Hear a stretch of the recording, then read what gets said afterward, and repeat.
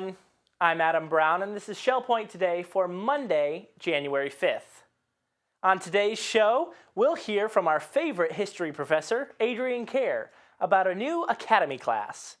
Mary Franklin will tell us about Tuesday's LifeQuest Expo, and we'll get some tips on digital photography from Herb Sklar. We'll start out with Terry Colath and Professor Kerr. Hi, I'm Terry Colath. I'm here with my favorite history instructor, and probably yours too, Professor Adrian Kerr.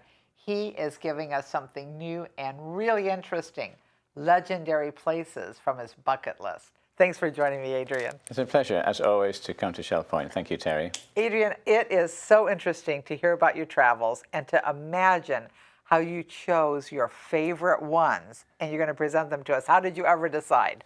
Part of them are my bucket list, so to speak, things I've enjoyed visiting over the years. But I was also influenced by your residents, because we put out a questionnaire over a period of weeks, and they kindly replied. And they were quite amusing, some of them, because they're saying, I've been there, I'd like to be reminded about it. Yes. Or I've never been there, and I'm never going to get there, so tell me about it. And so there are two populations.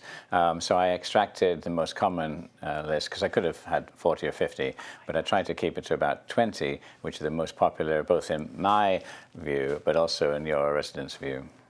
And you're an historian. We know that, and we love that about you. Yet you also are so good about telling us what something is like right now. Yes, I suppose visiting these places, it opens your eyes to the state in which they are in, how popular they are, how many people go there, or the reverse, how dilapidated, how crumbling they may be, and also the restrictions.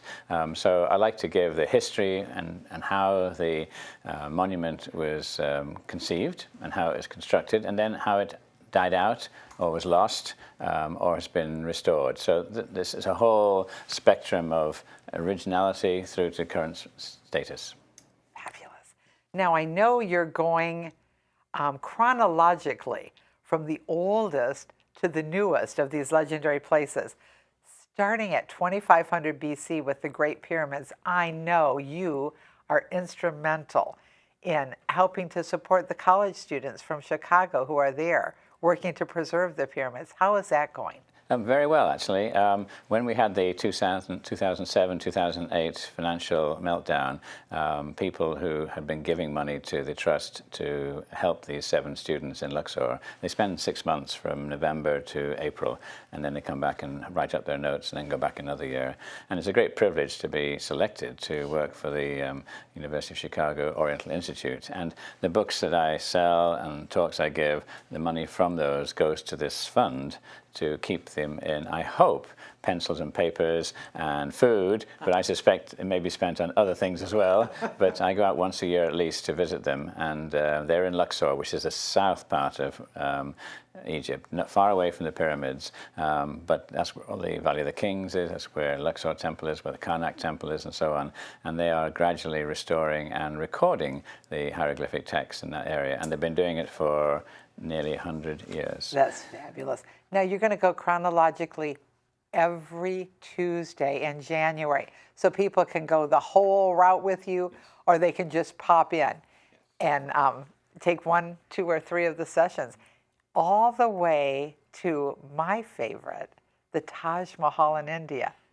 Yes, I thought I'd leave it, well, it's interesting, I'd leave it to the end because it's such a beautiful structure and it has such deep, meaningful love story between the emperor and his beautiful wife, who he was in love with until the day she died, bearing his 14th child. And it's a true love story, and if you look at the various stories in ancient history and Middle Ages, then this probably stands out as being the monument, the greatest monument to love.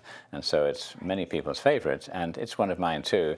But interestingly, although people look at the pyramids and Machu Picchu and the pyramids in Central America and the Great Wall of China and all these things, not everybody is able to establish the timeline. So what I'm trying to do on these 4 talks is take us through the timeline from the oldest to the youngest, so to speak. And so that's why the Taj Mahal is at the end, because it's in fact 17th century construction. And these are legendary places. We can't forget that. So looking at, that's going to tell us a lot about everything, isn't it? What we were capable of as humanity starting back with the pyramids to what we were capable of in 1600 with the Taj Mahal. Of course, you'll see a growing sophistication and quality of masonry and size and style. That changes over the last 4,000 years. But I tried to pick, with the help of your residents, items from each continent. So it's not going to be focused on entirely the Middle East or India. It covers all continents and many of the great places that people like to visit. But I would encourage everybody to start traveling in 2015, because as I go to each location, they become more restrictive. For instance, today only 50 people can enter the Great Pyramid because of the damage they cause. Tutankhamun tomb in 2015 is now closed, and you have to go to reproduction, which is about 4 miles away. So nobody can ever go into the original Tutankhamun museum. Machu Picchu, you have to get a pass or a visa to go up into the village itself, and they're restricted to so many a day because of the damage to the ecology, and so on. The only one which, in fact, ironically, is still the two which stand out is the Great Wall of China. They are still open to tourists. My daughter was there in just before Christmas, and it was 38 degrees. So she was one of 3 people on the Great Wall of China. People forget how cold Beijing can be. Sure. And the Taj Mahal is the exact opposite. It's the most popular but one spot for people to re-give their vows. So most of the people on the Taj Mahal are not foreigners. It's only 10% of foreigners. Most of them are Indians. And although it's an Islamic monument built during the Mughal Empire, the people who go today are Hindu. So I like it because you can sit there from dawn to dusk and you can see this mixing of the 2 rivers, the Hindu people there today with some Islamic people, and of course in an Islamic structure. So they are able to push out of their minds the fact that they're visiting a Islamic structure, and this to see it as a beautiful building, and that's a hope for humanity. Very much is. Thank you. I hope you don't miss any of these Tuesday opportunities in January to spend some time with Professor Adrian Kerr with his legendary places many of you have requested.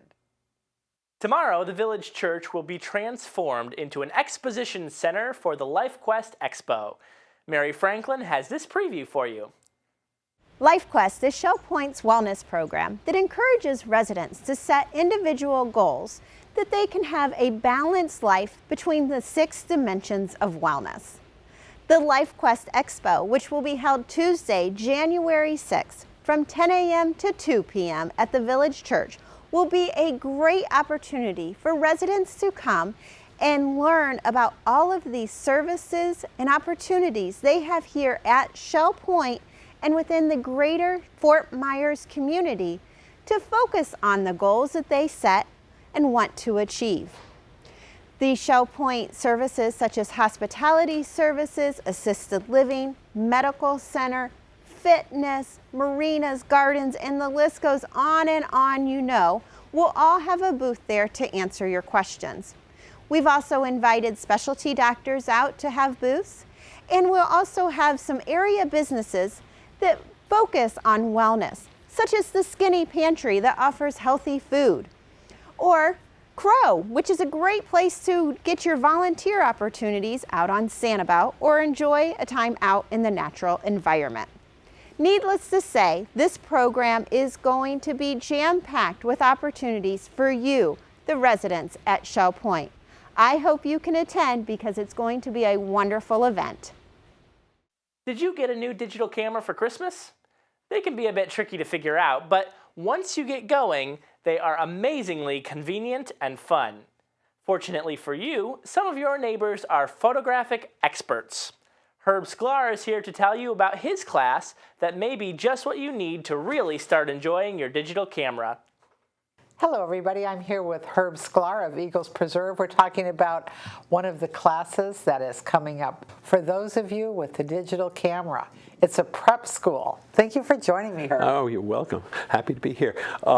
Prep school, yes. Digital photography, well, you can only do digital photography. Film photography now is almost passé. It's very difficult to do and get the film process, so digital photography is the way to do it. Now, the interesting thing about these cameras, cameras, whether they cost you $20 or $10,000. They're basically all the same, and they work by menus. The problem is that every camera has a different menu.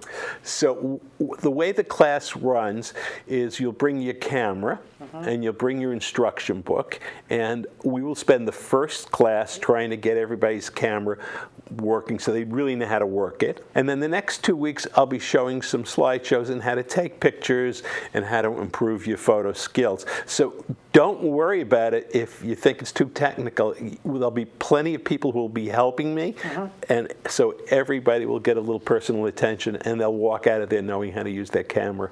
To me, this is one of the best gifts you give us, and you give us a lot of gifts in the world of art. But to think that someone who really doesn't know how to use their digital camera can come in a non-threatening environment and just comfortably learn how to do it, because there's not that much to it if somebody explains your camera to you, right? Right. Well, I also have a little selfish reason for doing it, because these people now start taking pictures. They want to join the photo club. Exactly. So I'm recruiting. Well, you're recruiting, but that's another wonderful thing that it's a good thing to talk about when we're talking about a very beginning prep school camera course, is that there really are a lot of opportunities to use your camera in life and at Shell Point. Right, and it's a very quick learning process, because it's not like the old days where you had to send away and you wait for the pictures to come down. You take a picture, you see it. Well, I don't like it. Now you try to improve it. So it has a very quick learning to it. Exactly. I remember having to set stops and do all sorts of things to get that picture right.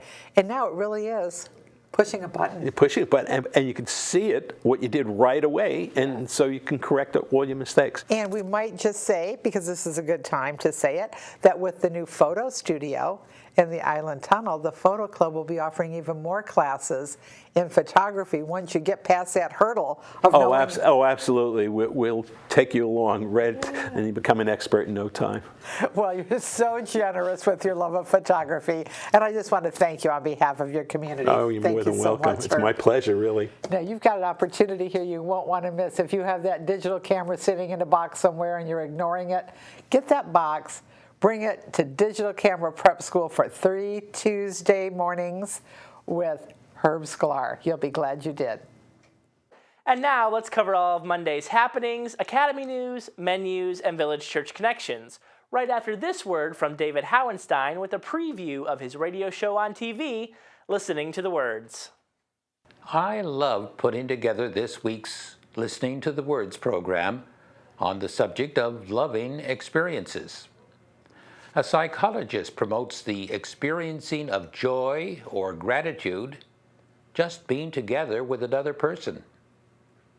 A Shell Pointer reminds us to never lose our smiles. Another Shell Point resident celebrates her 90th birthday by reading a fun-time birthday prayer. The delicious dietary diversions of the holidays are remembered.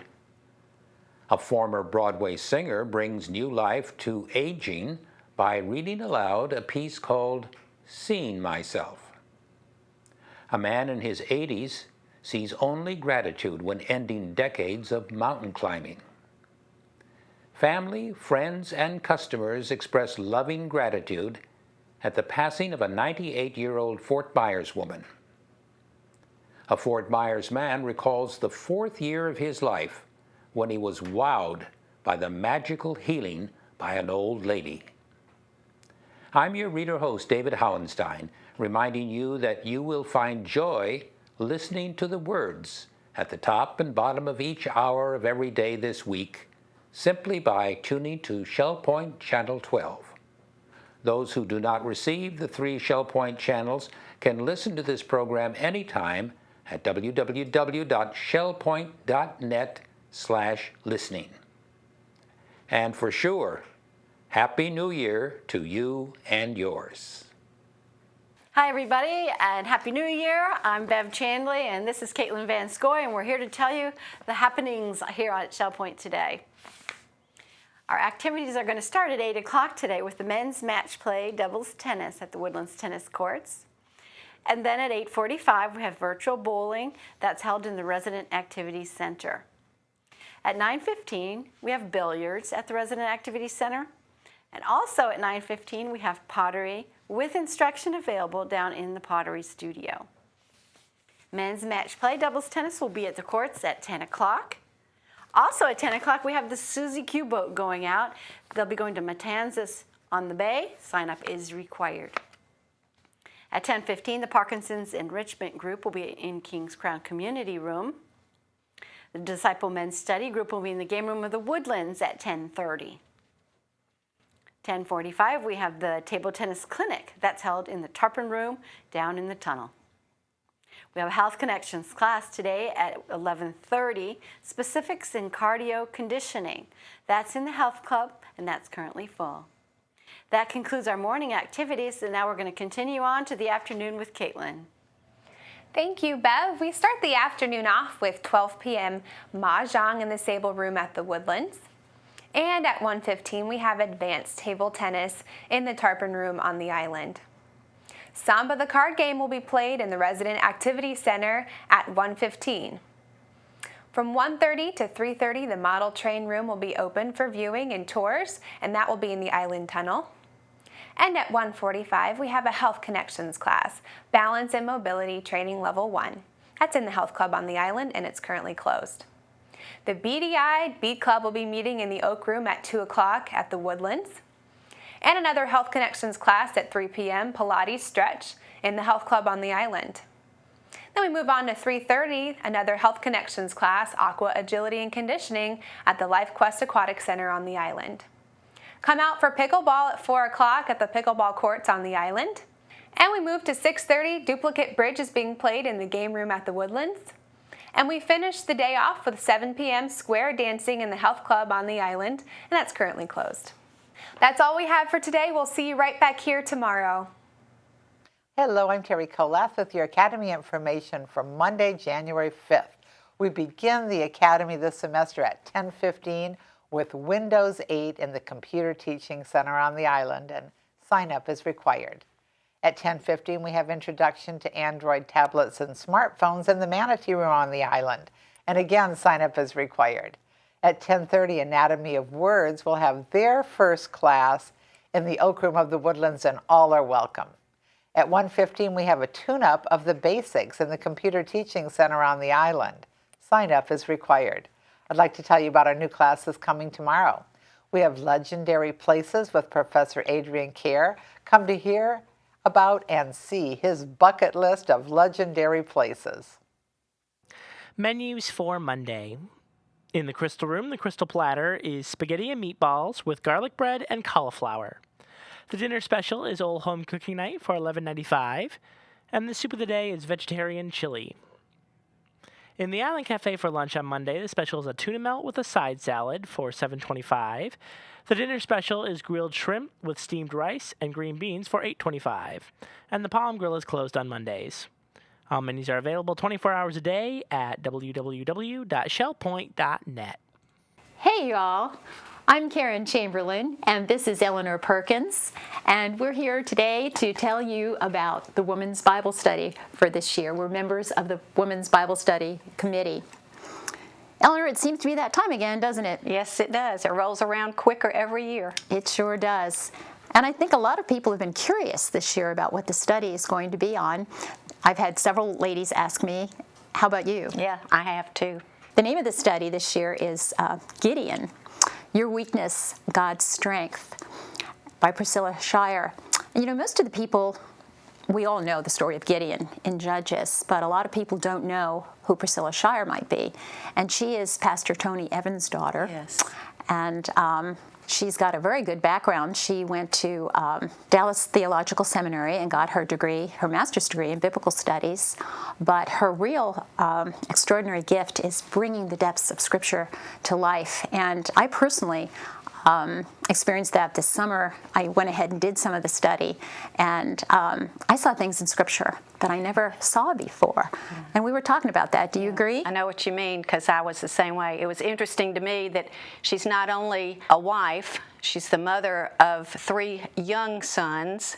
She teaches Bible. She travels and does that, and she said it took her about 2 years.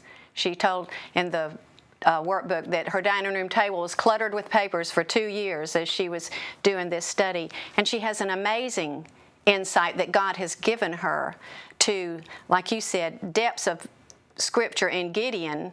We all think it's just Gideon and the 300 and the 2 fleeces, and there is so much more that she has brought out in this study that has already blessed me, and I'm just about halfway through, skimming over it. I totally agree. She really makes it an adventure. We're breaking precedent this year too, aren't we? Yes, we are. Why don't you tell them the difference? Well, normally we begin our Bible studies in October, and then we have a break through November, December, January. We don't start again until February. And the church this year, we're all eagerly looking forward to seeing what has been done with the renovations. And it's supposed to be done at the beginning of October, but you never know.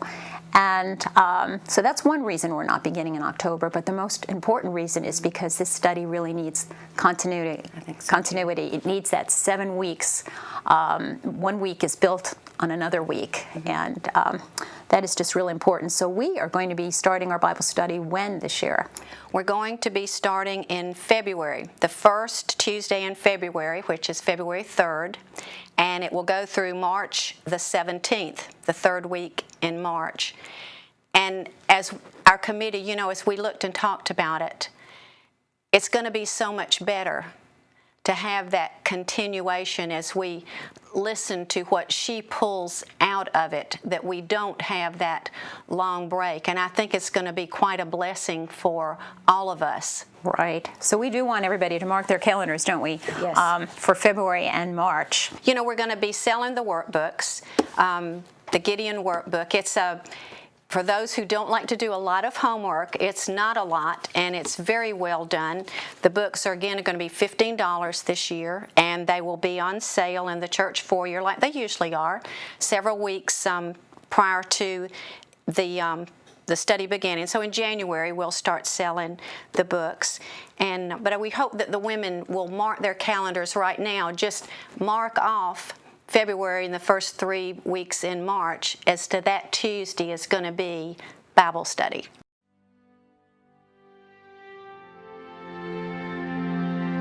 When you are so outnumbered, so unable to complete that impossible task, so in over your head that you couldn't see the light of day even if you tried, you are exactly where God wants you. When He calls you, He does not call us to do hard stuff. He calls us to do impossible stuff, because what He likes is for us to be in position where on our best day, the 300 of our skill can only get us this far to reaching our destination. What He likes is the 300 of our emotional resources, of our time, of our money can only get us so far, so that we have just placed ourselves in the realm that I like to call God margin. Somebody say God margin. It's the space that exists between your resources and the destination, the goal that God has for your life. We don't like God margin. We like when our skill can get us all the way there. We like when our talent, our money, our time, our resources can take care of that gap. But God likes it when we have a gap in our lives, when we have room, when we have made room for God to be who He is. My friend, you are not the same person that you used to be. And when you're not the same person that you used to be, you have no business going where you used to go, and you don't need everything you thought that you would need.